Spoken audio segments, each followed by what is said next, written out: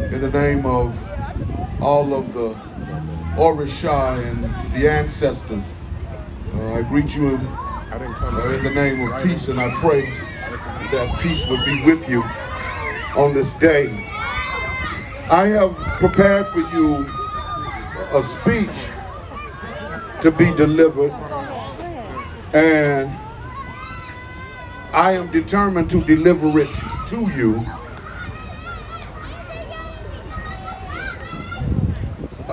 My brother said that,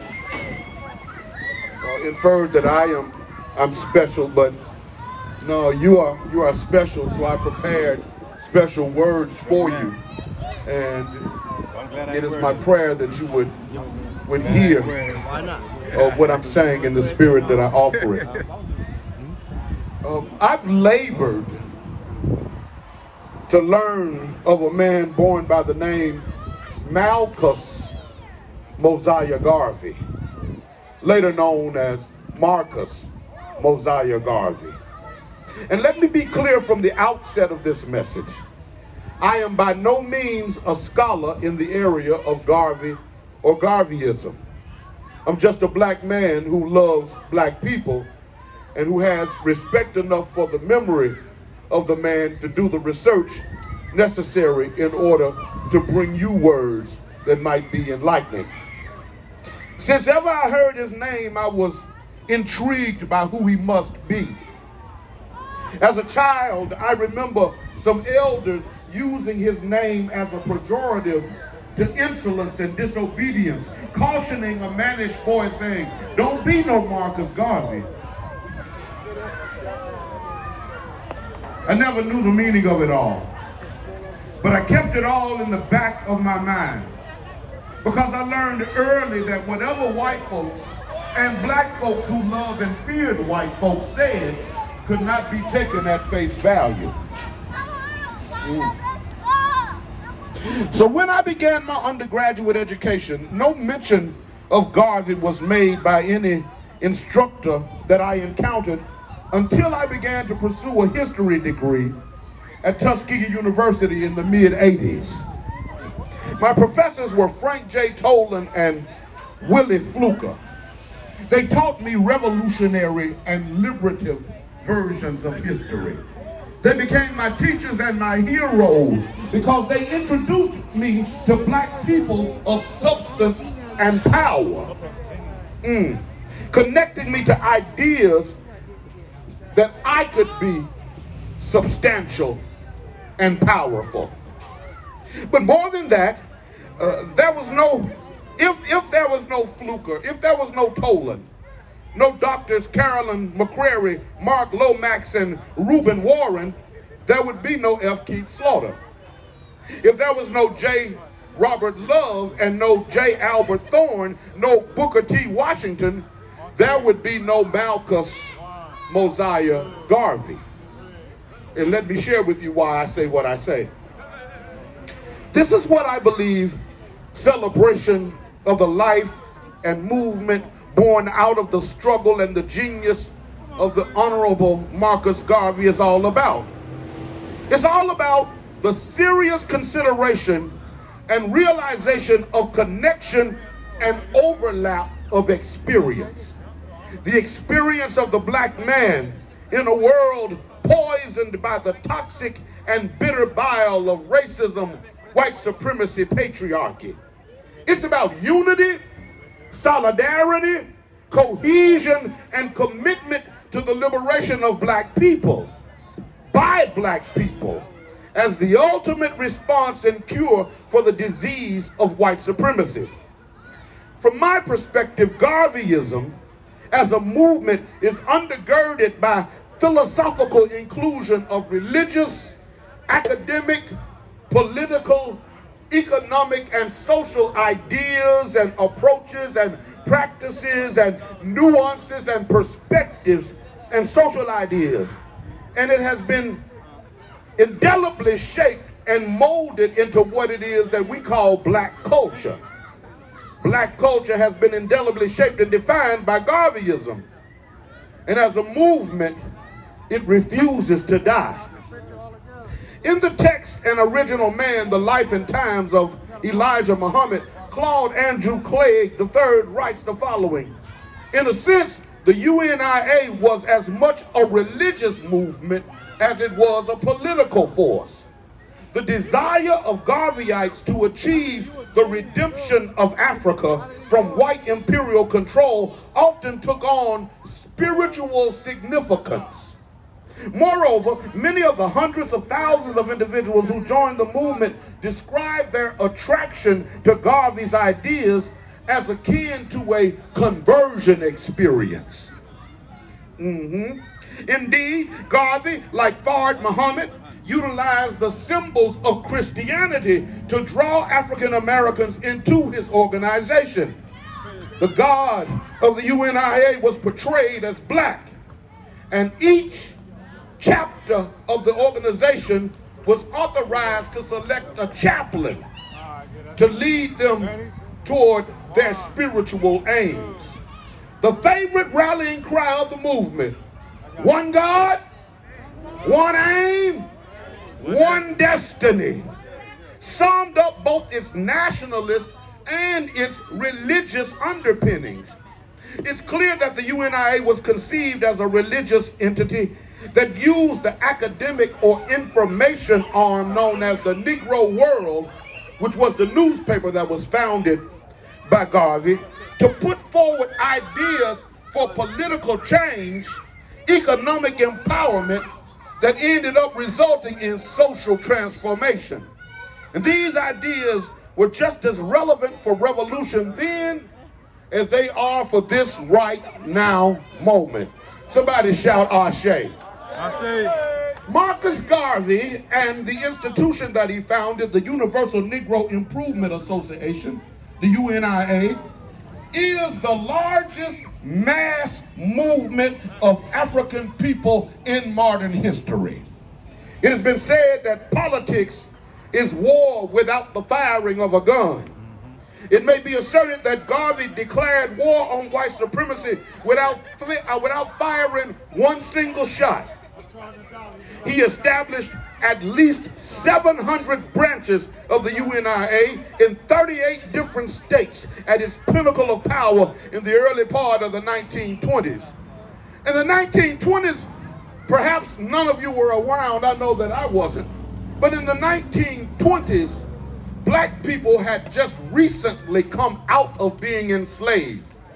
It was unheard of for a black man to speak any words back to a white person of any kind.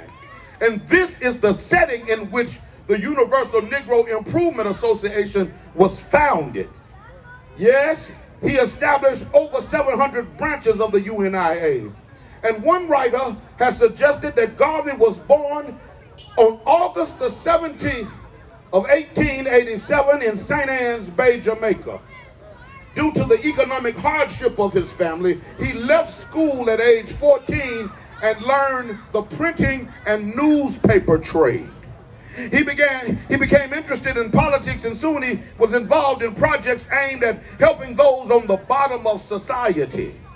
Unsatisfied with his work, he traveled to London in 1912 and stayed in England for 2 years. During this time, he paid close attention to the controversy between Ireland and England. And what he did was look at what their tactics were, and he looked at how nationalism could become the tool, the fulcrum, the lever that would allow for black people to grab a hold of some kind of power. After World War I, Garvey surveyed the racial situation in America. Garvey was convinced that integration would never happen, and that only economic, political, and cultural success on the part of African Americans would bring about equality and respect for black people around the world. With his goal, he established the headquarters of the UNIA in New York, in Harlem, in 1917, and began to spread a message of black nationalism and the eventual return to Africa of all people of African descent. His brand of black nationalism had three components: unity, somebody shout unity, pride in African culture, Right, African culture and complete autonomy. and complete autonomy. Garvey believed that people of African descent could establish a great independent nation in their ancient homeland of Africa. He took the self-help message of Booker T. Washington and adapted it to the situation he saw in America, taking a somewhat individualistic integrationist philosophy and turning it into a more corporate, politically minded, nation-building message. In 1919, Garvey purchased an auditorium in Harlem and named it Liberty Hall. There he held nightly meetings, not just on Sundays, not just on Wednesdays, not just on Saturdays, but every night he held meetings, and sometimes as many as 6,000 people would be in attendance at his meetings. Yes, in 1918, he began a paper called The Negro World, which by 1920 had a circulation of somewhere between 50,000 and 200,000 subscribers. The UNIA is estimated, listen to this y'all, to have had a membership of over 6 million members at the height of its popularity among black people the world over. Amen, amen. Yeah, Garvey was clear as it relates to the necessity of literacy, study, writing, and reflection on the issue at hand. Only out of deep, persistent thought about a subject will one render expertise in that area of knowledge. To lead, one must have knowledge of the subject matter from the perspective of scholarship, but one must also have an experiential relationship that generates a sense of passion for the work to be done. Garvey was an intellectual, let us be clear, disparagingly described as a little, fat, black, ugly man with intelligent eyes by W.E.B. Du Bois. Fortunately, he rose above the hatred projected at him by some of his own and did the work of organizing to bring about the greatest good for all black people, haters included. The concepts of black nationalism and later Pan-Africanism gained prominence and serious recognition because of the intellectual scholarship and writing of Garvey. He acknowledged that he gained his first reasonable exposure to race consciousness through the pages of another paper called The Advocate, a newspaper published by a black man who became his mentor by the name of J. Robert Love. If you check me out, I'm going somewhere and you'll see. C. Boy James, in his book entitled Garveyism and the Antinomies of Black Redemption, has written with reference to Dr. J. Robert Love that Love was to Jamaica what Du Bois was to America. But Love was more because he was the singular force of its kind, while in the case of Du Bois, there were many compatriots themselves, also publicists, spokesmen, and agitators of black people's rights, with accessibility to the press and of the public media. Men like Drs. Love and Du Bois were not men whom people necessarily loved or with whom people frolicked. They were men to be respected and even feared, because these Negroes did not play about black liberation. Do you see? Well, and inevitably, by circumstances, men whom other black men were forced to look at were forced to either follow them or get the hell out of their way because they didn't play. And so, Du Bois sometimes influenced the radical behavior of A. Philip Randolph, a Chandler Owens, a younger Ralph Bunche, or Alan Locke, so did Dr. Love's activities influence Garvey and D.T. Wint and others of that ilk. So in addition to Love, a man by the name of J. Albert Thorne, who actually coined the phrase Africa for Africans, modeled for Garvey the process of creating the focus on a back to Africa philosophy. Africa is our ancestral home, he said. Our fathers were kidnapped therefrom and led away into captivity, and moreover, we, their sons and daughters, are not enlightened.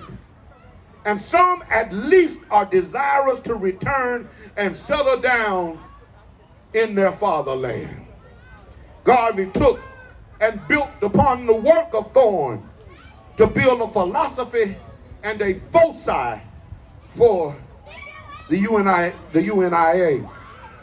The point is that revolutionary activism comes from revolutionary thinking.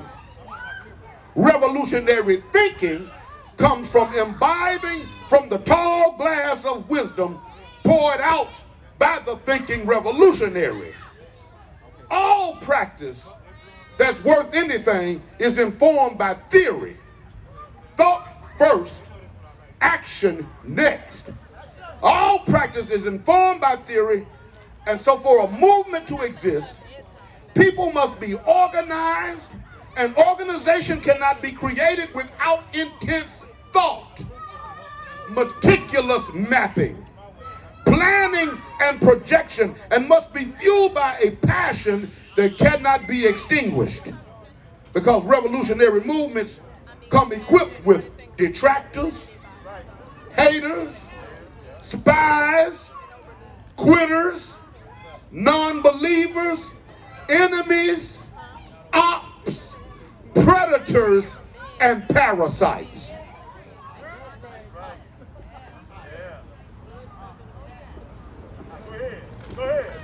As a historian, it was okay, it's all right. Somebody must have felt hit, it's okay.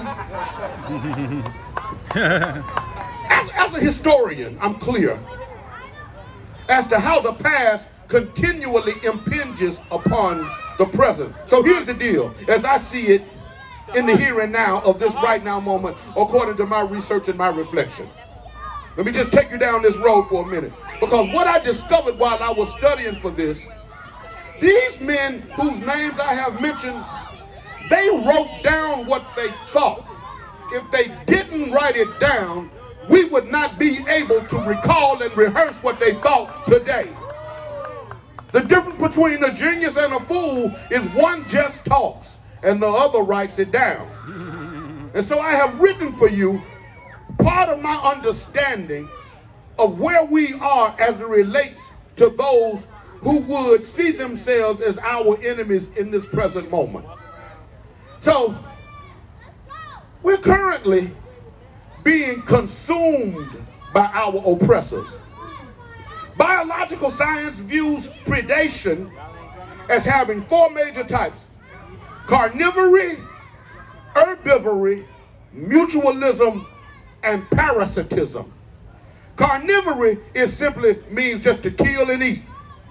It's a kill and eat relationship between organisms, while herbivory includes some consumption that does not necessitate death, but that could eventuate in a benefit from the victim of the predation.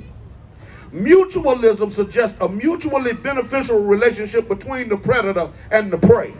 However, parasitism is a complex interaction characterized by prolonged energy depletion by one organism, a predator, that is smaller than the prey. Parasitism is a form of predation where the host supplies essential nutrients for the sustained survival and reproduction of the parasite. In many successful parasitic interactions, the host suffers a loss of energy, falls sick, or loses access to nutrients. However, unlike carnivory, the host is not always killed. In most cases, the parasite is much smaller than the host.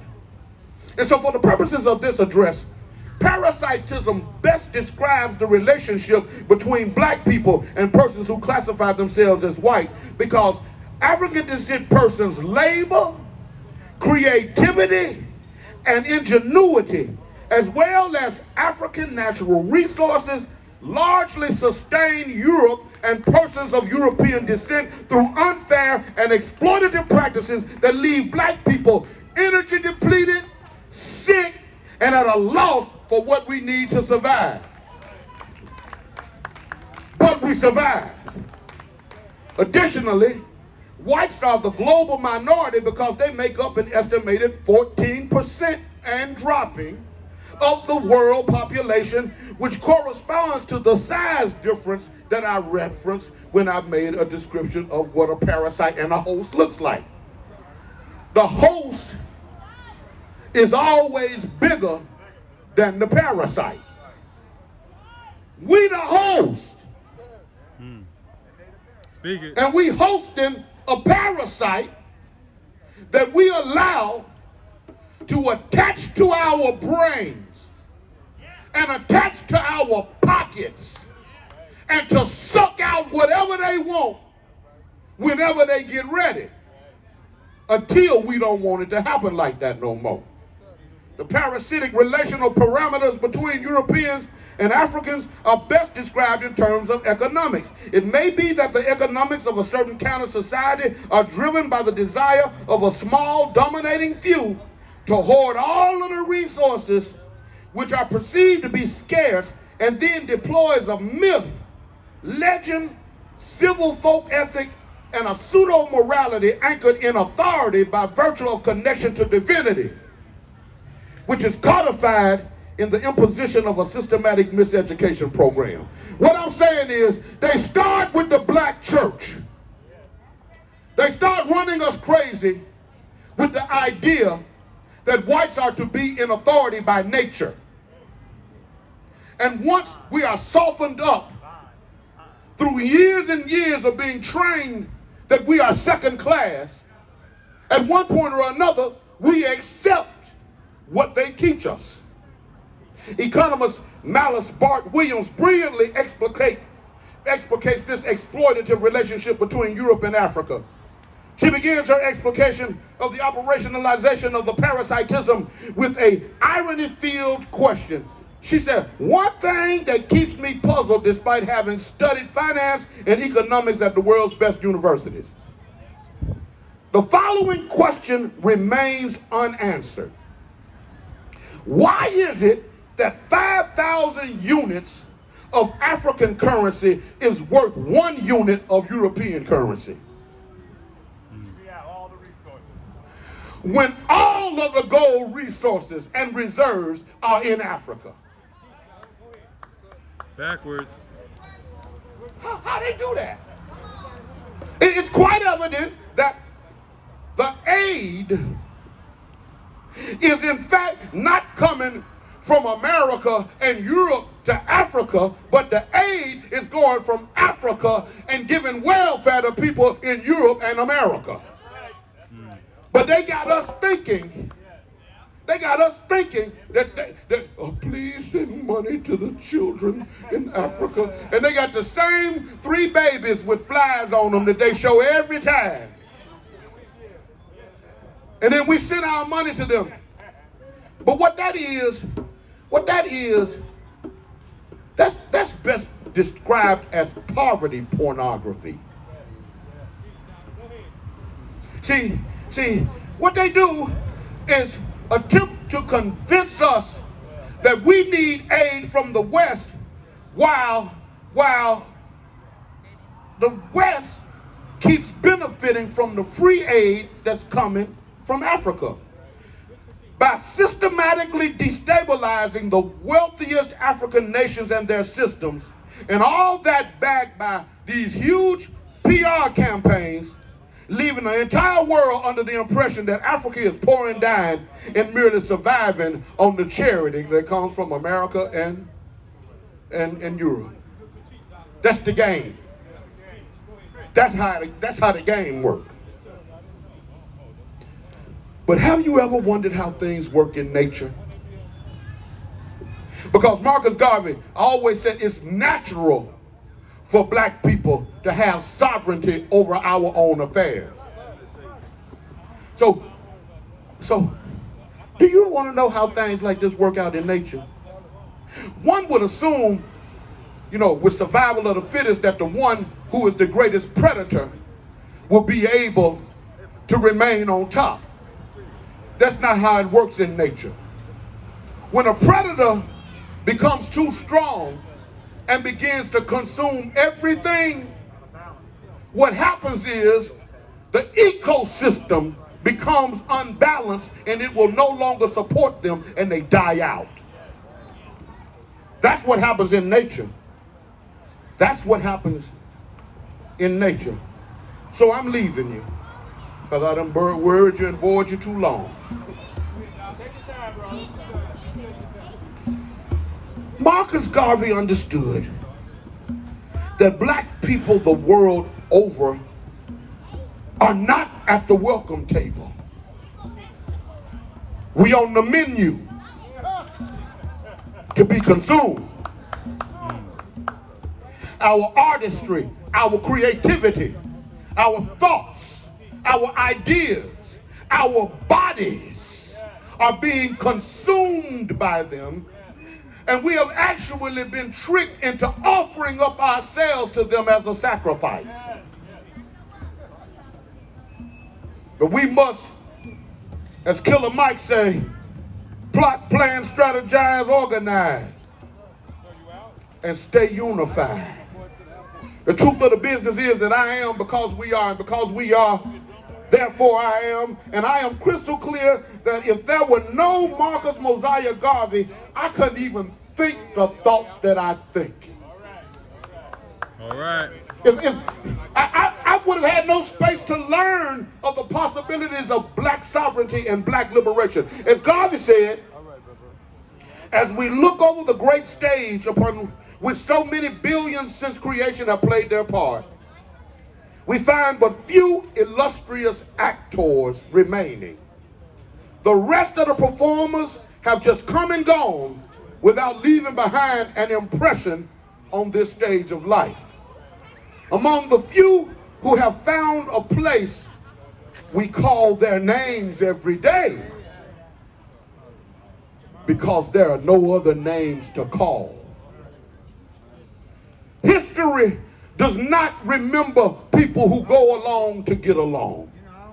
History does not remember those who play their part. History only remembers those who agitate. History only remembers those who put up a fight and who make a fuss. People, please understand, history does not remember the diplomat. History remembers the warrior. Without Garvey, it can be argued that there would be no Honorable Elijah Muhammad, no Albert Clegg, Honorable Brother Jaramogi Abibi Ajaman, no Malcolm X, no Honorable Minister Louis Farrakhan, upon whose names we could call. Without Garvey, there would be no Nation of Islam, no Moorish temple, no shrine of the Black Madonna, no Black Panther Party, or Black Lives Matter.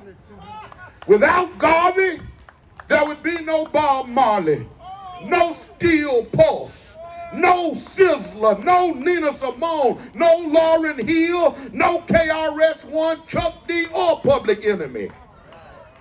Without Garvey, there would be no reason for us to gather, to celebrate, to remember. Because without Garvey, there would be no names to call. God bless you. I hope you can hear that I love you. God bless you. All right, all right. Put your hands together for Reverend Amen. F. Keith Slaughter.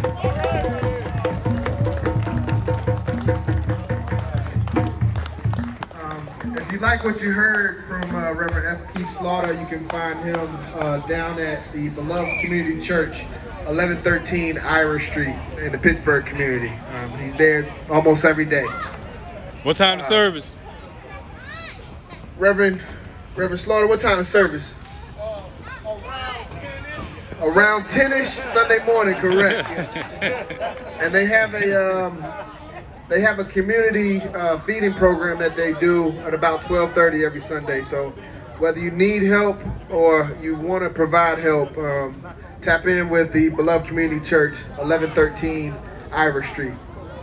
Yes, Reverend F. Keith Slaughter, one more time. Y'all, I had a thing called Brunch for the Brothers this morning out at the Sandtown Pub, and brothers came together and we were trying to figure out how we're going to stay sane, or at least try to become sane in the midst of the pandemic. And one of the things that I learned during this time, sharing with those brothers, is how important it is to recognize your queen. And so I want to recognize my wife. Wave your hand, baby. I want to recognize my wife and share with you how important you are to me.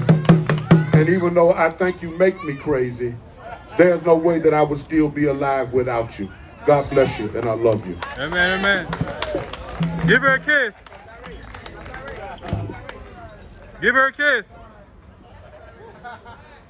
We're going to get a music going back again. We're getting ready to do a little bit of live performance, and we've got some more speakers scheduled in a few minutes. So I'm going to let the DJ come back on, and I'd like to hear from, I want to get the live performers, Andre 360, Poetics, Poetics, and Sundiata. I need to see y'all brothers on the side stage. Thank you.